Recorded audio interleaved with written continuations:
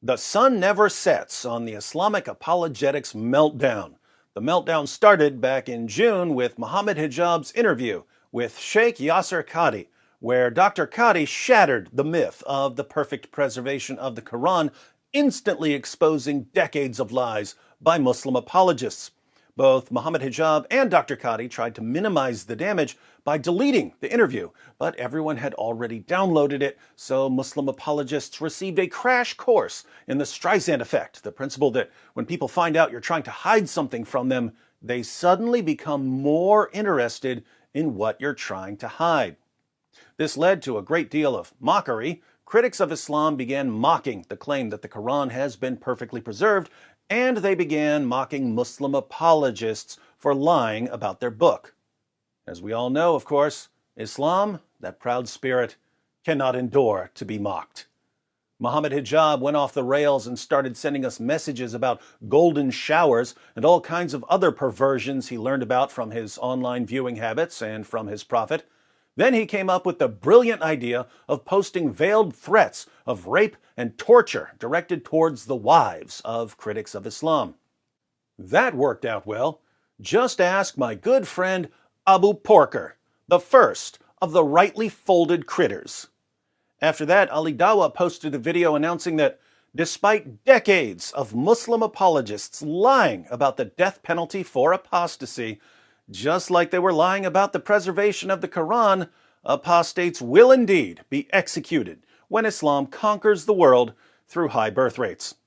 There's a reason why there's a capital punishment, because people like you, little weaklings who leave their religion and cause corruption in the land by spreading it, the capital punishment in Islamic law would be applied to you. We have no doubt, and we're proud of that. Yeah, capital punishment will be applied in an Islamic state. Under an emir, it is done, yes, and we, you know what, we'll be watching. The right of the community is greater than you individual wanting your right to freedom, which is BS. Ali Dawah also posted a prayer request for Allah to curse us with diseases, a prayer which, as I said once before, left me shaking in my custom Quran skin shoes.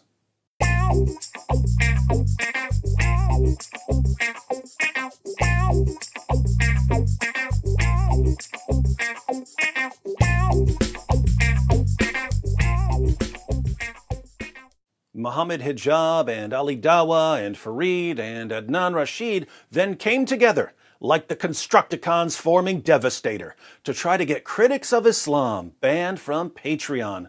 This led to critics of Islam getting much more financial support, and as we all know, mo money, mo projects. The Speaker's Corner Dawah teams then decided that the greatest threat to world peace is a 5-foot-tall woman with some Muhammad cartoons.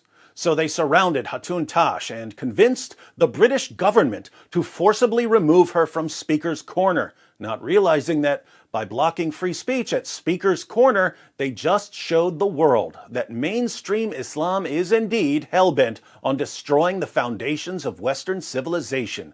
Sharia-phile Ali Dawah summed up the Islamic perspective on free speech when he tweeted, "The concept of freedom of speech is absolute BS."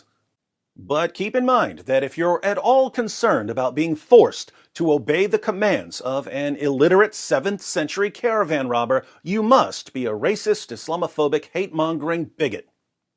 Ijaz Ahmad recently entered the fray, hurling racial slurs and threats at his opponents, not to mention doxing them, in an effort to get them brutally murdered.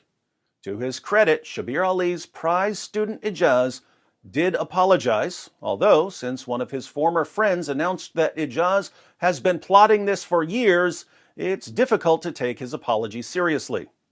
Not to be outdone, Islam's greatest apologist and my personal nemesis, a man who was defending Islam when Mohammed Hijab and Ali Dawah were still in diapers, much like Aisha when Muhammad started lusting after her, a man who publicly declared war on me a few months ago, a man whose entire life has been dedicated to imitating his prophet in every way, was arrested for his extraordinary collection of child pornography.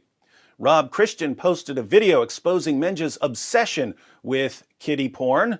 Once he was released on bail, MENJ responded by declaring, I'm coming for your censored head, you censored Rob Christian, and by posting a picture of himself with a kitchen knife. Not surprisingly, one of MENJ's obsessions is arguing that Rebecca in the Bible was 3 years old when she married Isaac. Rebecca was a shepherdess when she was married, so she clearly wasn't 3 years old. Why is MENJ obsessed with the claim that a 3-year-old girl is ready for marriage? Well, it all makes sense now that we know what police found on his computer. MENJ's most recent post about me was a response to me chewing up the Quran and spitting it out. MENJ replied that psychopath chews on paper because he's a goat. Well, I wouldn't be the first goat to chew on the Quran, would I, MENJ? Apart from that, I do have to correct you. I'm not a goat. I'm the goat, and you should write it like this next time. Much like Aisha when your prophet climbed on top of her, you're missing a few periods.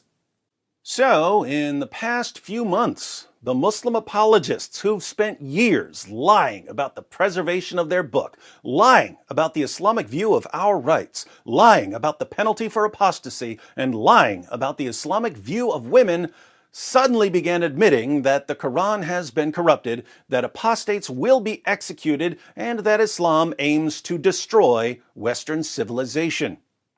They've been babbling about golden showers, threatening women with rape and torture, calling on Allah to give us diseases, getting Christians removed from Speaker's Corner, trying to get us deplatformed, using racial slurs, threatening us, doxing us, and of course, vigorously masturbating to child pornography. Why do we mock their religion?